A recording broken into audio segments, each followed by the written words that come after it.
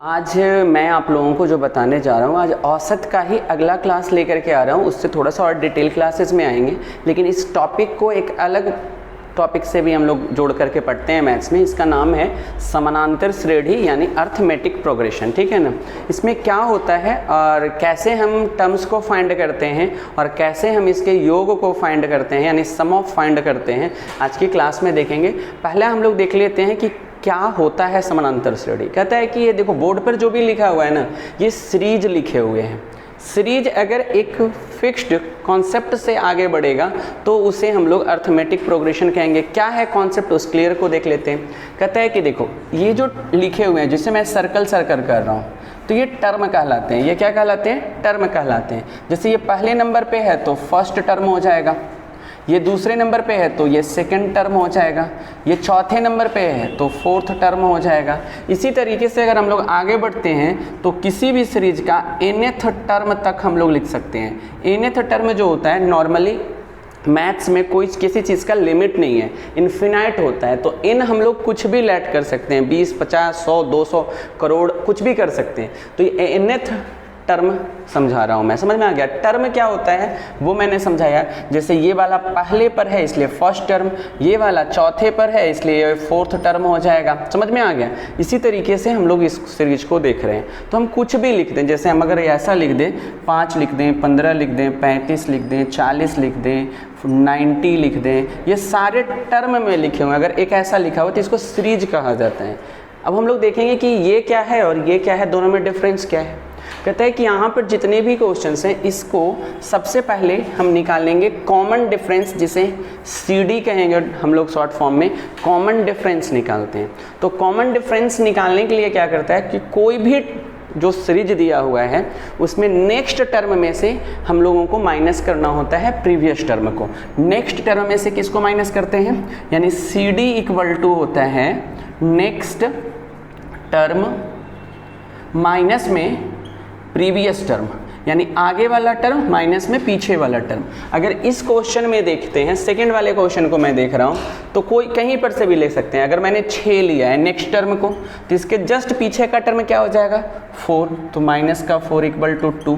D कैसे निकालना है? CD को D भी कहा जाता है। समझ में आ रहा होगा D कैसे मैं निकाल रहा हूँ। अगर नेक्स्ट एक और चेक करते हैं, इसी में नेक्स्ट टर्म में क्या हो जाएगा? 8 को ले लिया और प्रीवियस टर्म इसके जस्ट पीछे वाला यानी 6 इक्वल टू 2। समझ में आ रहा है? किसी भी सीरीज को अगर हमें चेक करना है कि वो AP में है या नहीं है, अर्थमेटिक प्रोग्रेशन है या नहीं है, तो हम कॉमन डिफरेंस निकाल करके चेक करते हैं। तो कॉमन डिफरेंस फिर से हम लोग देख लेते हैं इसी का एक बार और। 12 में से 10 को सब्ट्रैक्ट करेंगे, क्योंकि 12 नेक्स्ट टर्म है और 10 है यानी 2।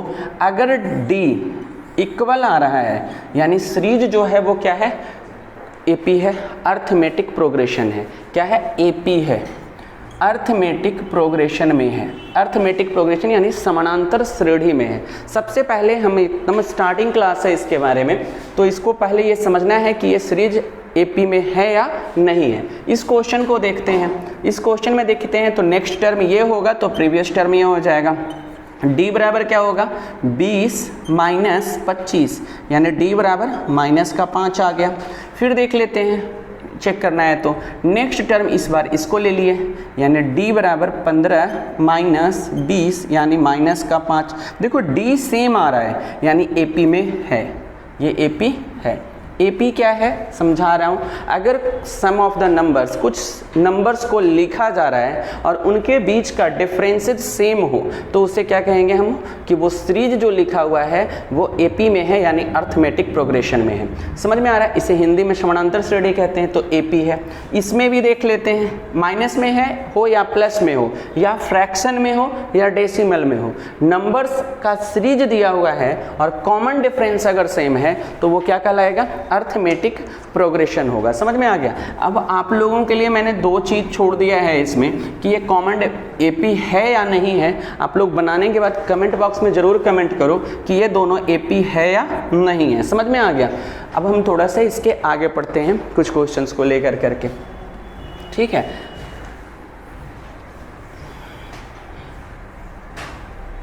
अभी हमने बताया क्या, कोई भी सीरीज AP है या नहीं है। जैसे मैंने ले लेता हूँ मैं 4 है, 8 है, 12 है, 16 है, 20 है, डॉट डॉट डॉट कि AP है या नहीं है। तो बहुत ईजिली हम लोग फाइंड कर सकते हैं। क्या करना होगा हमें, D देख लेते हैं। D निकालने के लिए क्या कर लेंगे, 8 - 4 यानी 4 हो गया।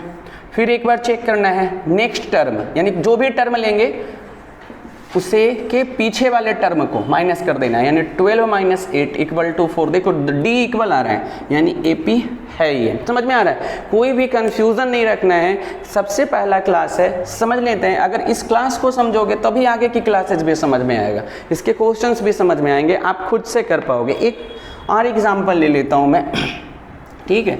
एक है 3, फिर है 3 + √2, फिर क्या है 3 + 2√2, फिर क्या है 3 + 3√2, डॉट डॉट डॉट। अब हमें बताना है कि ये AP में है या नहीं है। समझ में आ गया।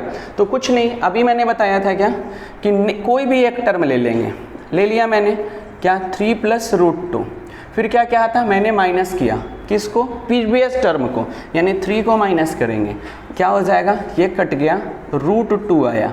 ठीक है, एक और कम से कम चेक करना पड़ेगा, एक और चेक कर लेते हैं, कहीं भी ले लेते हैं। ये ले लिया मैंने इस बार, 3 + क्या है 3√2 है। माइनस करना होगा इसके प्रीवियस टर्म को, इसके प्रीवियस टर्म को, तो ये वाला हमें माइनस करना पड़ेगा, जस्ट पीछे वाला, यानी 3 + 2√2।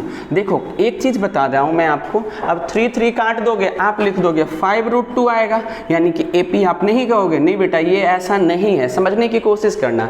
ये पूरा का पूरा एक टर्म है, ये पूरा का पूरा क्या है, एक टर्म है। जब भी हमें क्या कहते हैं कॉम्प्लेक्स नंबर में कुछ दिखेंगे तो उसे को हम क्या कर लेते हैं, एक ही नंबर मानते हैं। तो देख लेते हैं, ब्रैकेट के बाहर में है तो ये क्या हो जाएगा, माइनस है। ब्रैकेट के बाहर क्या है, माइनस है, तो 3√2, इसका सिंबल चेंज होगा, माइनस का 3 माइनस का 2√2, ये बनेगा इक्वेशन। समझ में आ रहा है। तो अब कट करो, देखो 3 कट गया, बचा क्या 3√2 - 2√2 = क्या हो गया, √2। अब देखो D कॉमन है, यानी ये AP है। AP कैसे है और कैसे नहीं है ये आप लोगों को समझ में आ रहा होगा। समझ में आ गया। किसी को भी, चाहे वो फ्रैक्शन में हो, डेसिमल में हो, रूट में हो, अगर हम D निकाल कर देखेंगे उस सीरीज का, D कॉमन आ रहा है सब जगह, तो उसे हम लोग क्या कहेंगे, अर्थमेटिक प्रोग्रेशन में है वो। समझ में आ रहा है, कोई प्रॉब्लम है आप लोगों को। देखते हैं कुछ और भी अगर क्वेश्चन है तो और देख लेते हैं 1-2 क्वेश्चन को। ठीक है, पहले क्लियर होना है कि कोई भी सीरीज AP है या नहीं है। जैसे एक एग्जांपल और ले लेते हैं, √2 है, √8 है, √18 है, ठीक है, √32 है। अब ये AP में है या नहीं है, पहले ये चेक कर लेते हैं। तो चेक करते हैं, कैसे करेंगे। D बराबर क्या हो जाएगा, √8 माइनस का √2। बेटा √6 मत लिख देना, ये गधे वाली काम मत करना है। ये जब हम बताएंगे आप लोगों को कि रूट से कैसे सब्ट्रैक्ट वगैरह होता है, कोई और वीडियोज में डालेंगे, समझते हैं क्या होता है, कैसे करते हैं। √8 का फैक्टर लिख लेंगे तो क्या हो जाएगा, √2 × 2 × 2, यानी कि जिसका पेयर लग गया तो रूट से बाहर, यानी 2√2 हो गया। √8 को क्या लिख सकते हैं, 2√2, फिर इसे क्या लिखेंगे, माइनस का √2, तो आंसर क्या आ गया, √2। D आ गया √2। सेम इसी तरीके से D निकालेंगे, अगला चेक करेंगे, क्या बन जाएगा, √18 माइनस रूट क्या हो जाएगा, जस्ट पीछे वाला, यानी √8। तो √18 को हमें निकालना है, सेम उसी तरीके से करेंगे, फैक्टर है ना, फिर पेयर लगेगा तो बाहर कर लेंगे, इसको करेंगे 3 × 3 × 2, पेयर लग गया 3 का तो 3 बाहर और ये √2 अंदर होगा। कैसे हम रूट को ओपन कर रहे हैं, पहले ये करना पड़ेगा सिंपलेस्ट फॉर्म में, 3√2, √8 का मैंने किया था 2√2, अब इसे सब्ट्रैक्ट करेंगे, क्या बन जाएगा, √2 बन जाएगा। D कॉमन आ रहा है, यानी इसे जब हम सॉल्यूशन में करेंगे तो ये क्या है, AP है। आई थिंक अब तक आप लोगों को समझ में आ चुका होगा कि कोई भी सीरीज यानी नंबर्स लिखे हुए हैं, टर्म लिखा हुआ है, तो वो AP है या नहीं है। समझ में आ गया। अब एक क्वेश्चन मैं देख लेता हूँ, समझ में आ गया। इससे रिलेटेड एक और क्वेश्चन आएगा, जैसे मैं देख रहता हूँ 4, 8, 12, 16, 20 dot dot dot find 14th term, यानी कि इस सीरीज का 14वां पद क्या होगा, 14th टर्म क्या होगा, कैसे निकालेंगे, समझ में आ गया। अब इसको करोगे तो अब करते रहोगे, 4 है, 8 है, 12 है, 16 है, 20 है, अब यहाँ पर राउंड करके कर दिए 5th टर्म। अब ऐसे क्या लिखते जाओगे, 24, 28, 32 ऐसे लिखते जाओगे, फिर 14वें नंबर पे कौन आएगा, ऐसे बनाएंगे, नहीं ऐसे नहीं बनाएंगे। कहते हैं क्या, ए एन टर्म निकालते हैं, क्या टर्म निकालते हैं, ए एन। तो ए एन का फॉर्मूला होता है a plus n minus 1 into d, यानी कि अगर किसी पद पर कौन सा टर्म होगा उस टर्म की वैल्यू क्या होगा उसको निकालने का मैंने क्या लिखा है, ये फॉर्मूला है। एनमा पद निकालने का, कौन सा, एनमा पद निकालने का फॉर्मूला मैंने लिखा है। समझ में आ गया, किसी भी सीरीज का हम लोग निकाल सकते हैं, समझ में आ रहा है, समझते हैं, देखते हैं। तो ए क्या है, एन क्या है, ये इसको देख लेते हैं। किसी भी सीरीज का जो पहला टर्म होगा वो ए कहलाएगा, यानी ए बराबर 4 हो गया, ठीक है। और 14th टर्म निकालना है तो n बराबर क्या हो जाएगा, 14 हो जाएगा, समझ में आ गया। और क्या निकाल है, d की भी जरूरत पड़ेगा, तो d क्या हो जाएगा बेटा, ये समझना है। d हमें निकालने के लिए अभी बताए हैं, next term minus previous term, यानी 8 में से 4 गया 4, यहाँ तक आ चुका है। हमें क्या निकालना था, an यानी a14th टर्म निकालना है। कैसे निकालेंगे अब देख लेते हैं। a मैं फिट करूँगा, a कितना है 4, प्लस में n कितना है 14th है, यानी 14th निकालना है, माइनस 1 अपॉन में 4, ये कर रहे हैं। नेक्स्ट क्या हो जाएगा, 4 प्लस ये 13 और इंटू में 4, तो ये हो जाएगा 4 प्लस 52 यानी 56। आ गया समझ में, कैसे हमने ए एन टर्म यानी 14वां टर्म क्या होगा। तो आपको ये भी लग रहा होगा सर इट्स वेरी सिंपल, हम इतना क्यों करेंगे, 4 है पहला, 4 का गैप चल रहा है सर, सिंपल क्या कर देंगे, 4 को मल्टीपल कर देंगे 14 से, 56 आ गया। बेटा इस तरीके से ये मल्टीपल नहीं है, एपी है, इसको हम लोग अच्छे से करते हैं। आपको इसमें लग रहा होगा कि पहले टर्म को उससे मल्टीपल कर दिया 56 आ गया, ऐसा नहीं है। अब हम लोग देख लेते हैं एक और क्वेश्चन को। आप लोग इसी क्वेश्चन का होमवर्क आपके वर्क में हम थोड़ा सा दे रहे हैं, 56 टर्म निकालना है और 27 टर्म निकालना है। निकालने के बाद आप कमेंट कर दो ग्रुप ये मैसेज में, समझ में आ गया।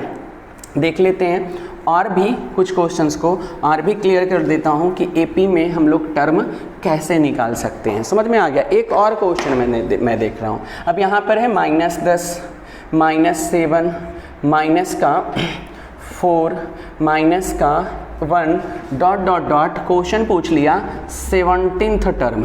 तो अभी जो दिमाग लगा रहे थे कि 4 को 14 से मल्टीपल करेंगे 56 आ जाएगा, इतना लंबा आप क्यों किया, तो थोड़ा सा आपके हिसाब से भी देख लेते हैं इसका सॉल्यूशन, फिर प्रोसेस से भी हम लोग देखेंगे। तो आपके हिसाब से -10 गुने में 17 यानी कि कितना हो जाएगा, माइनस का 170 आपको लग रहा है 17th टर्म पे। आपके अनुसार जो पिछले दिमाग लगाए होंगे उस दिमाग से नहीं पढ़ना है, हर चीज़ का एक तरीका होता है, तरीके हो जानो, समझ में आ गया। सबसे पहले हम क्या निकालेंगे, ए निकाल लेते हैं। ए क्या हो जाएगा, -10, ठीक है। डी क्या हो जाएगा, डी निकालने के लिए हमें क्या करना है, next term minus previous term, यानी माइनस का 7 माइनस का 10, यानी माइनस का 7 प्लस का 10, यानी कि आपका हो जाएगा 3। डी कितना हो गया, 3, समझ में आ गया। कौन सा टर्म निकालना है, तो n = 17th हो जाएगा, क्योंकि 17th टर्म निकालना है। अब हमने फॉर्मूला पढ़ रखा है ए एन का, a + n-1 into d. A n निकालना है, 17वां निकालना है, तो 17 लिख देंगे। a कितना है, माइनस का 10 प्लस n कितना है 17 माइनस 1 और d कितना है बेटा 3।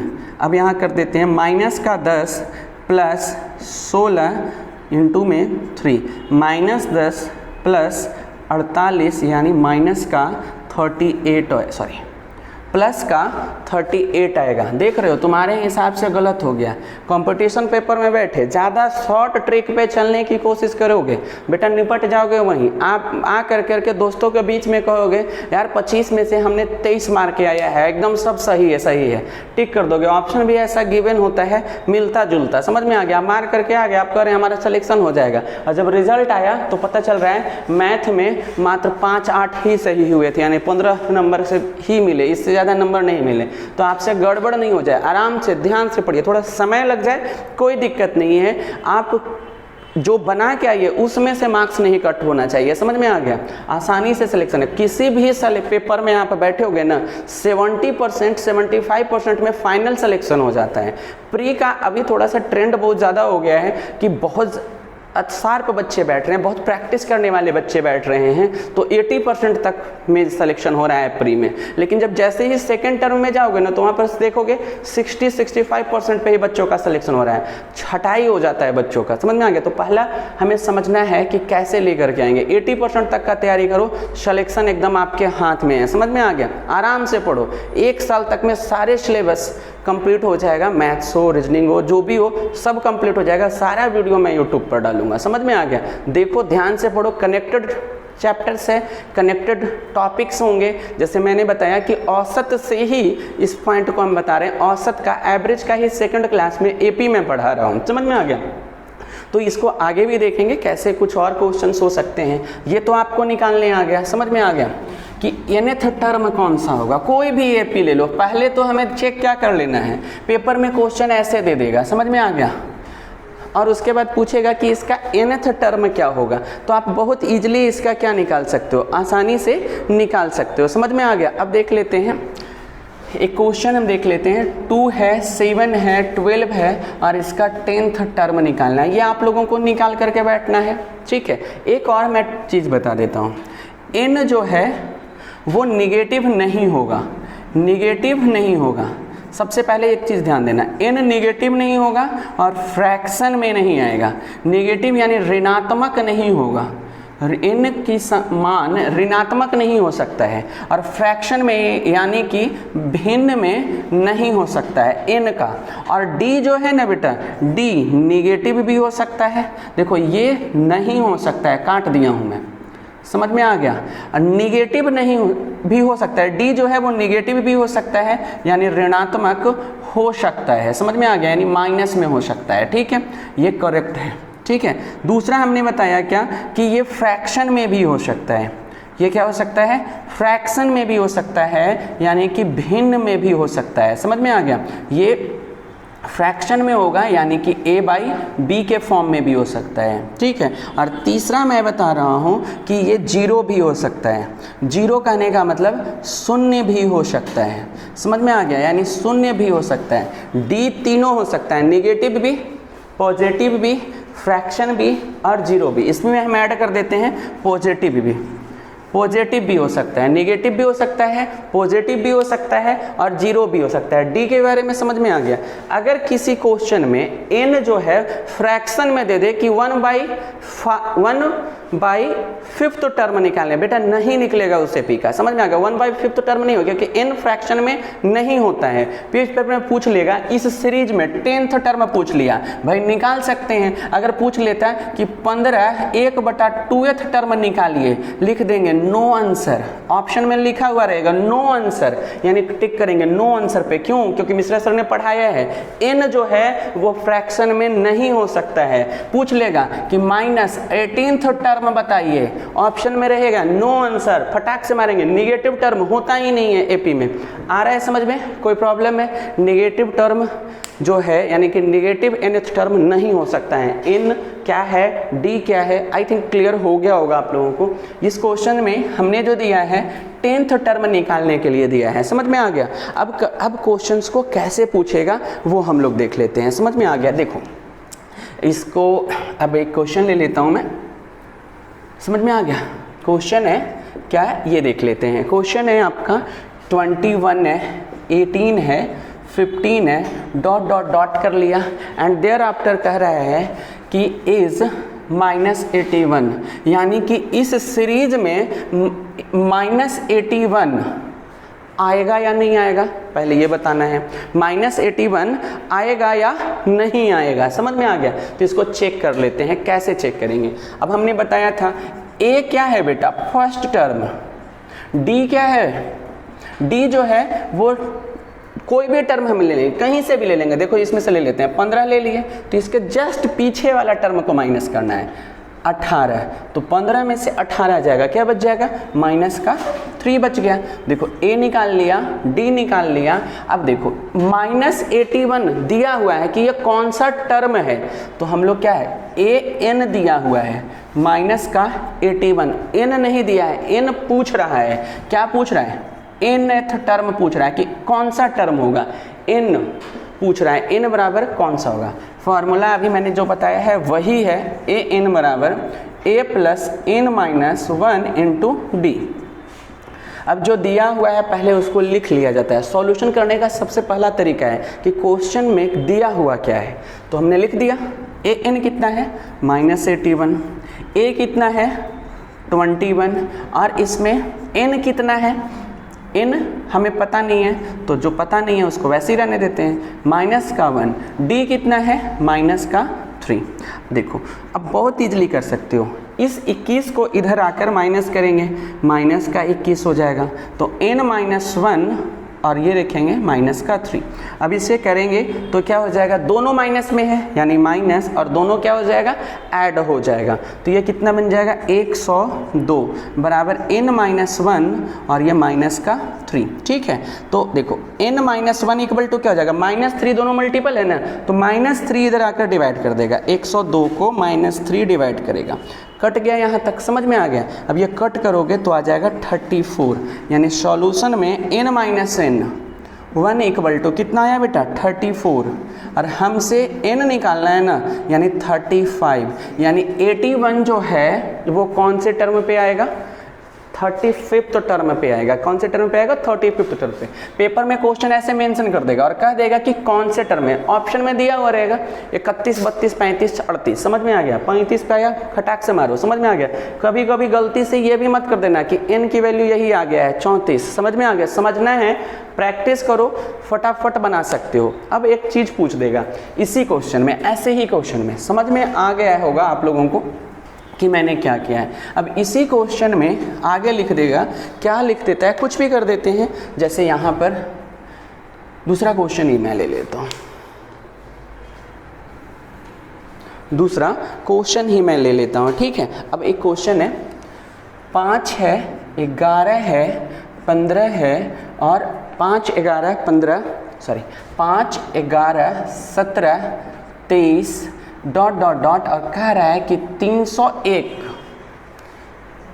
है ना, 301 किस टर्म पे आएगा। हम यहाँ लिख देते हैं, समझ में आ गया, 301 किस टर्म पे आएगा।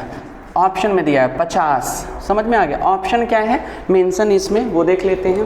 पहला 50, दूसरा 51, तीसरा 52, और चौथा नो आंसर, है। समझ में आ गया। अब इसको समझ लेते हैं कि हमें चेक करना पड़ेगा। कैसे बनाएंगे, ए क्या हो गया बेटा 5, डी क्या हो गया, फटाफट कर लेते हैं। 17 में से 11 गया, कितना बचेगा 6, समझ में आ रहा है, 6 आएगा। डी माइनस का 6 नहीं, प्लस का 6 है। और ए एन हो गया ना 301, तो हमें n निकाल के चेक करना है, क्योंकि n फाइंड करना है कि 301 टर्म होगा कि नहीं होगा, यह क्वेश्चन पूछ ले रहा है। समझ लेते हैं, ए एन इक्वल टू क्या हो जाएगा, a + n-1 इंटू डी। अब यहाँ मैंने 301 कर लिया, ठीक है। अब ये करेंगे, a हो गया 5 + n-1 इंटू 6। अब इसको इधर करोगे 296 हो जाएगा, ये माइनस हो गया, n-1 इंटू 6 आ रहा है समझ में। अब देखो तो n-1 इक्वल टू क्या हो जाएगा, 296 अपॉन में 6, तो n-1। अब इसको कट करेंगे ना, तो ये पूरा पूरा कभी कट भी नहीं करेगा, यानी किस में आ गया, फ्रैक्शन में आ गया। किस में आ गया, फ्रैक्शन में आ गया। समझ में आ रहा है, किस चीज़ में आ गया, फ्रैक्शन में आ गया। समझ में आ रहा है, फ्रैक्शन में आएगा। तो मिश्रा सर ने क्या बताया, n कभी भी फ्रैक्शन में नहीं हो सकता है, यानी 301 कभी हो ही नहीं सकता है। आंसर क्या हो जाएगा, नो आंसर, यानी कि इसका पॉसिबल आंसर नहीं है, यानी चौथे वाले पर हमारा आंसर हो जाएगा। आई थिंक आपको अभी एपी का जो टॉपिक मैं लेकर के चल रहा हूँ इसमें एपी है या नहीं है सीरीज, ये चेक करने के लिए बताया मैंने। दूसरा मैं जो बता रहा हूँ आप लोगों को कि अगर एपी है तो उसका nth टर्म कैसे निकालेंगे, ये मैंने आपको बताया है। अब मैं जो बताने वाला हूँ कि nth टर्म तक का हम ऐड करेंगे तो कैसे आंसर निकल जाएगा। ऐड का तरीका भी बताते हैं, सिंपल सा फॉर्मूला भी बताएंगे, ठीक है।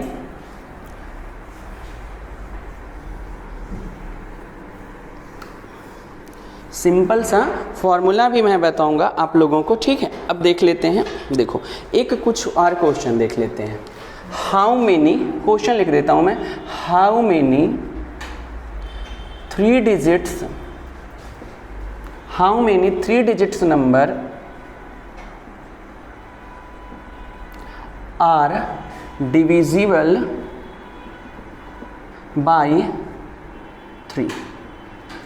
How many 3 digits number are divisible by 3। मैंने लिख दिया है, हिंदी में बोल देता हूँ कि 3 से विभाजित होने वाली 3 अंकों की कुल कितनी संख्याएं हैं।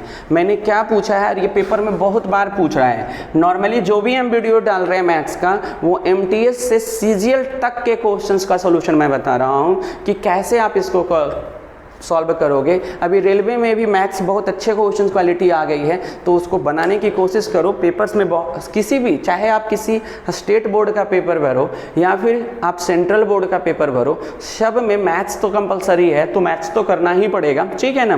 तो देख लेते हैं इस क्वेश्चन का मीन क्या है। How many 3 digits numbers are divisible by 3, यानी 3 से विभाजित होने वाले 3 अंकों की कुल कितनी संख्या है। तो पहले तो हमें सोचना पड़ेगा कि 3 अंकों की सबसे छोटी संख्या क्या है। 3 अंकों की सबसे छोटी संख्या क्या है, सबसे छोटी संख्या क्या है। तो सबसे छोटी संख्या क्या है बेटा, 3 अंकों की, तो 100 लिख देंगे। ये 4 अंकों को पूछता तो 1 लिख देते, 3 0। 5 अंकों का पूछता तो 1 लिख देते और 4 0। छोटी संख्या स्मॉलेस्ट है ना। 3 डिजिट्स स्मॉलेस्ट नंबर क्या लिखेंगे, तो कैसे लिखे हैं आपको समझ में आ गया होगा। स्मॉलेस्ट नंबर कैसे लिख रहे हैं ये समझ में आ गया होगा। तो हम लोग देख लेते हैं कि 3 से सबसे पहली कौन सी ऐसी संख्या है जो डिवाइड हो जाएगी। कैसे करेंगे, कर लेते हैं। 100 को डिवाइड करेंगे 3 से, ये आ जाएगा 3 बार में 9 1 0, ये 9 1 आ गया, ठीक है। इससे ज़्यादा नहीं कटेगा, डेसिमल में मत कर देना, समझ में आ गया। अब हम लोग जो लिखेंगे 3 अंक को थोड़ा सा बड़ा कर रहा हूँ, बाकी हम इसे 1 सेकंड 5 सेकंड में भी बताऊंगा कि कैसे सॉल्व हो जाएगा। 3 अंकों की सबसे पहली संख्या, सबसे पहली संख्या, the first number of 3 digit which divisible by 3। 3 अंकों की सबसे पहली संख्या जो किससे विभाजित हो जाए, 3 से विभाजित हो जाए, 3 से विभाजित हो जाए, ठीक है। अगर हमने इसको इंग्लिश में कन्वर्ट किया, बहुत सिंपल है। Which the number of 3 digit which divisible by 3। समझ में आ रहा है। The smallest 3 digit number which divisible by 3 कैसे निकालेंगे। देखो 100 मैंने लिख दिया, अब ये वाला ना ऐड कर देंगे, जिससे डिवाइड करेंगे उसको ऐड कर देंगे, और जो बच गया ना नीचे उसे क्या कर देंगे, माइनस कर देंगे। वही नंबर सबसे पहला नंबर होगा जो 3 से डिवाइड हो जाएगा। कैसे निकाला हूँ फिर से समझो, कुछ नहीं किया हूँ मैं, क्या कर रहा हूँ, पहला नंबर कैसे निकालेंगे। स्मॉलेस्ट में ये वाला प्रोसेस करते हैं। 100 लिख दिया मैंने, ठीक है। जिससे भाग दे रहे हैं ना उसको जोड़ देंगे, और जो रिमाइंडर आया ना उसे हम सब्ट्रैक्ट कर देंगे। वही नंबर सबसे पहला नंबर होगा जो डिवाइड हो जाएगा, ठीक है। लेकिन पूछा क्या है कि 3 डिजिट्स के कितने नंबर, तो सबसे बड़ी वाली नंबर भी हमें लेना पड़ेगा, सबसे बड़ी है ना, यानी 3 अंकों की। थोड़ा सा डिटेल पढ़ा रहा हूँ, आराम से समझो, पढ़ो, ताकि सिंपल, पहले डिटेल जानोगे तब ना उसको आसानी से करोगे, ठीक है। 3 अंकों की सबसे बड़ी संख्या देख लेते हैं, क्या हो जाएगा, 999। बड़ी संख्या तो यही होता है, 3 अंक है, यानी 3 बार 9, 5 अंक लिख देता है तो 5 बार 9। समझ में आ गया। तो अब क्या करेंगे, 3 अंकों की सबसे बड़ी संख्या, अब हमें क्या निकालना पड़ेगा, 3 अंकों की सबसे बड़ी संख्या, सबसे बड़ी संख्या जो क्या हो जाएगा बेटा, जो 3 से विभाजित हो जाए, जो 3 से विभाजित हो जाए, ठीक है। तो कैसे निकालेंगे ये देख लेते हैं हम लोग। 3 अंकों का है तो 3 अंक अब हम लोग देख लेंगे, इसे डिवाइड कर देंगे 999 को 3 से। चलो कर लेते हैं बेटा, सिंपल है। 3 बार 9 कट गया, फिर 9 3 कट गया, फिर 9 है ना, ये भी कट गया, यानी 33 आ गया, पूरा कट गया। तो क्या कर देंगे, यही वाला जो नंबर है वही होगा सबसे बड़ी संख्या जो 3 से कट जाएगा। अब देखो अगर नहीं कटेगा तो क्या करेंगे, मान लिया यहाँ पर 5, अगर हम 6 से डिवाइड करते या कुछ भी करते, रिमाइंडर बच जाता। क्या बच जाता, रिमाइंडर बच जाता। तो अगर हम बड़ी संख्या में क्या करेंगे, 999 लिख देंगे 3 अंकों की। जो रिमाइंडर अगर बचा हुआ रहेगा तो रिमाइंडर को माइनस करके हमें लिखना पड़ेगा, और वो जो संख्या होगा वो सबसे बड़ी संख्या होगा जो कटेगा। लेकिन इसमें तो यही कट जा रहा है तो यही रह जाएगा। समझ में आ गया मैंने क्या बताया, बोला कि अगर नहीं कटेगा यानी रिमाइंडर रहेगा तो रिमाइंडर को माइनस करने के बाद जो संख्या होगी वही सबसे बड़ी होगी। अब यहाँ तक आपको समझ में आ गया होगा। तो यहाँ पर क्या हो जाएगा, ये हो गया। अब देख लो इतनी तक प्रोसेस मैंने कर दिया है, थोड़ा सा अभी बता रहा हूँ फिर, ठीक है।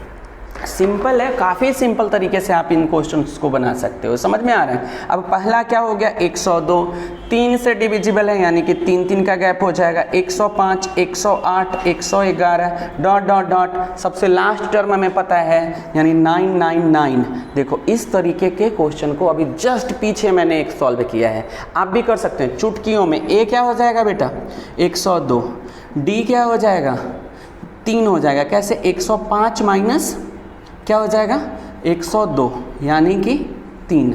अब देखो यहाँ निकालने का तरीका मैं यूज कर रहा हूँ भाई, 3 का मल्टीपल यानी 3 ही तो डिफरेंस होगा, खत्म कहानी। वहाँ पर an दिया हुआ है, लास्ट टर्म दिया हुआ है नहीं, an दिया हुआ है, 999 दिया हुआ है, ठीक है। अब इसमें हम थोड़ा सा हम देख रहे हैं कि इसमें अब हमें निकालना क्या है, n यानी कितनी ऐसी संख्याएं हैं जो कट रहे हैं। तो देख लेते हैं, अब इसमें समझ में आ रहा है। an बराबर क्या हो जाएगा बेटा, a plus n minus 1 into D.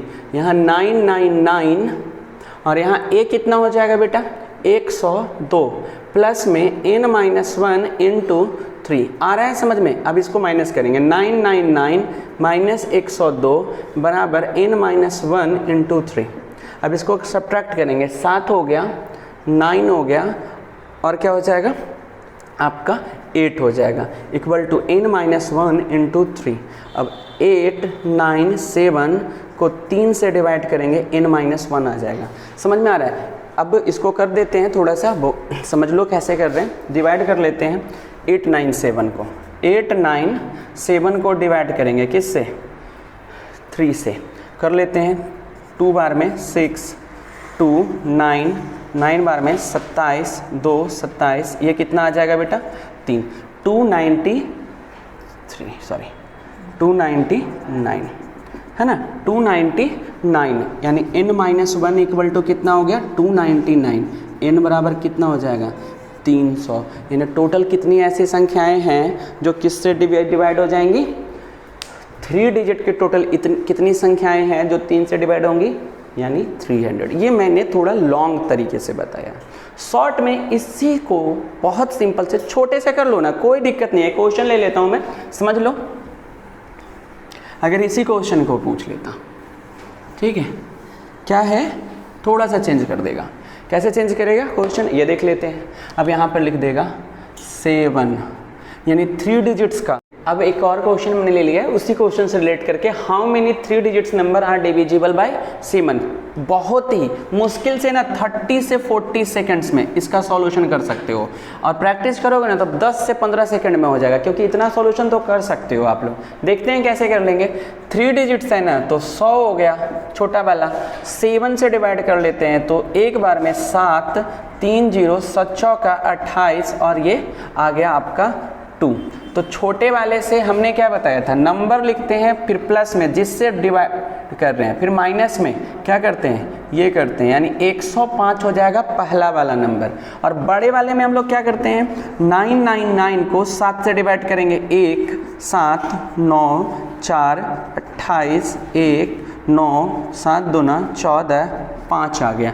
बड़े वाले में क्या करते हैं बेटा, तो नंबर लिख लेते हैं 999, सिर्फ रिमाइंडर को माइनस करते हैं, यानी 994। तो A हो गया 105, D क्या हो गया बेटा, जिससे डिवाइड करते हैं वही ना, यानी 7, और AN क्या हो गया 994। तो AN का फॉर्मूला बताए थे A + n-1 × D, ठीक है। A कितना हो जाएगा, ये हो गया 994, AN हो गया, A कितना हो जाएगा 105 प्लस n-1 × D कितना है 7।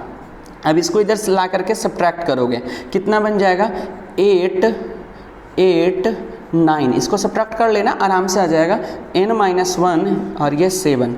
अब देख लो n-1 इक्वल टू क्या हो जाएगा 8, 8, 9/7। तो कट करेंगे एक बार में 7, फिर 18, 4 और फिर क्या हो जाएगा 7, यानी 147। n बराबर 148, यानी टोटल कितनी संख्याएं हैं 148 है। समझ में आ गया? अगर समझ में आ गया तो इसके फुल वीडियो के लिए यूट्यूब चैनल पर आ जाओ मेरे, ठीक है।